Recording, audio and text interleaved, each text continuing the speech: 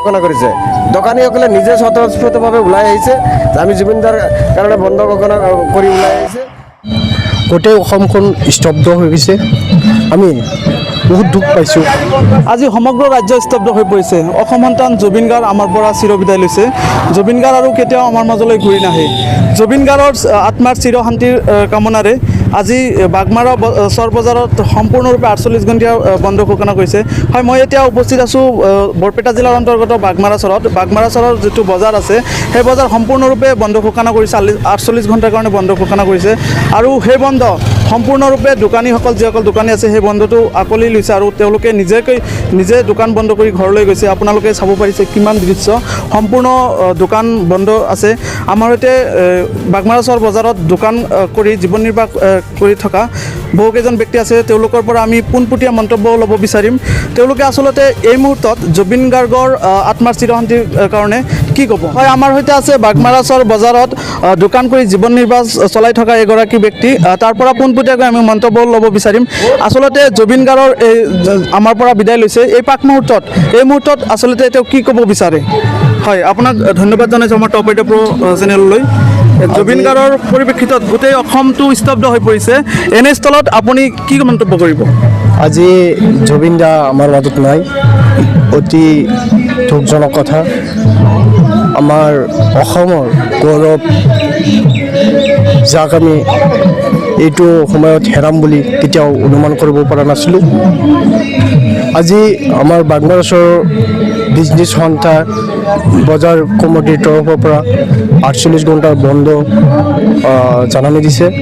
সকলোৱে দোকানী আপোনালোকে চাব, সকলো দোকানীয়ে সেইটো সঁহাৰি দি আজি জুবিনদাৰ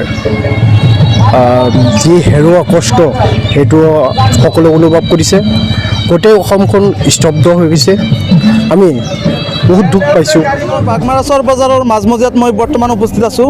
এই বজাৰখন যিহেতু জুবিন গাৰ্গৰ আত্মাৰ চিৰশান্তিৰ কাৰণে 48 ঘণ্টীয়া বন্ধ ঘোষণা কৰিছে। মোৰ সৈতে উপস্থিত আছে সতীৰ্থ সাংবাদিক দুগৰাকী বন্ধু।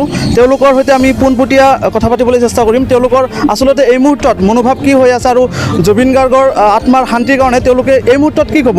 দাদা, আপুনি কি ক'ব এই মুহূৰ্তত? জুবিন গাৰ্গ নামেই যাৰ পৰিচয় আছিল, হয়তো তেখেতক ভাল পোৱা মানুহ গোটেই বিশ্বতে আছে।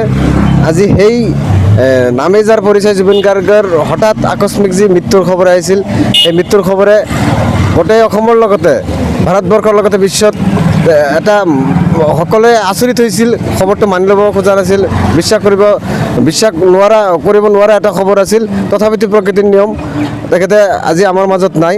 তাৰপিছতে গোটেই ৰাজ্য এতিয়া স্তব্ধ হৈ পৰিছে। লগতে তেখেতে এজন শিল্পী বুলি নহয়, তেখেতক ভাল পোৱা মানুহৰ অভাৱ নাছিল। সকলো জাতি ধৰ্ম নিৰ্বিশেষে সকলোৱে ভাল পাইছিল। তেখেতে যথেষ্ট ভাল মানুহ আছিল, অন্তৰখন বহুত ভাল আছিল। সেইকাৰণে হয়তো তেখেতক সকলোৱে ইমান ভাল পাইছিল। যাৰ কাৰণে তেখেতক যে ভাল পাইছে তাৰ এটা প্ৰমাণ হ'ল, আপুনি চাব, যোৱাকালি আমি শুনিছিলোঁ 19 বছৰীয়া এজন যুৱকে কালি চিপ লৈ আত্মহত্যা কৰিছে জুবিন গাৰ্গৰ মৃত্যুৰ খবৰ শুনাৰ পিছত। ঠিক এনেকুৱা বহুত মৰ্মাহত হৈ বহুত কাম কৰি আছে। ঠিক তেনেকুৱা আজি চাব, আজি যিখন বজাৰত আপোনালোকে আহিছে বাগমাৰা চৰ বজাৰ, তাৰ কাৰণে আজি বন্ধ ঘোষণা কৰিছে। দোকানীসকলে নিজে স্বতঃস্ফূৰ্তভাৱে ওলাই আহিছে যে আমি জুবিনদাৰ কাৰণে বন্ধ ঘোষণা কৰি ওলাই আহিছে। মানুহৰ ভিৰ পৰিছে, এনেকুৱা ভিৰ আমি ক'তো দেখা নাই। আমি ইয়াৰ পৰাও, আমাৰ এই অঞ্চলৰ পৰাও আমি যথেষ্ট মানুহ ওলাইছিলোঁ যদিও আজিৰ যি অৱস্থা, গাড়ী পোৱা নাযায়, যাৰ বাবে আমি বহুতে উভতি আহিব লগা হৈছে। গতিকে আমি ইয়াৰ পৰাই জুবিনদাৰ আত্মাৰ সদ্গতি কামনা কৰিছোঁ। তেখেতে যাতে চিৰশান্তি পায় আৰু ভগৱানে যাতে তেখেতক য'তে ৰাখে কুশলে ৰাখে, এইখিনিয়ে কামনা কৰিছোঁ। হয়, ৰাজ্যবাসীৰ কাৰণে এই মুহূৰ্তত অতিকৈ গুৰুত্বপূৰ্ণ খবৰ আমাৰ সতীৰ্থ সাংবাদিক বন্ধুৰ পৰা ইতিমধ্যে জানিব পাৰিছোঁ। তেওঁলোকে ইতিমধ্যে ওলাইছিলে জুবিন গাৰ্গৰ যিটো আত্মাৰ চিৰশান্তিৰ কাৰণে তেওঁলোকে গুৱাহাটীলৈ যাব ওলাইছিলে, কিন্তু যাতায়াত ব্যৱস্থা অতি দুৰ্গম থকাৰ কাৰণে তেওঁলোকে ৰাতিপুৱাৰ ভাগতে ওলাইছিলে, কিন্তু গুৱাহাটীলৈকে যাব পৰা নাই।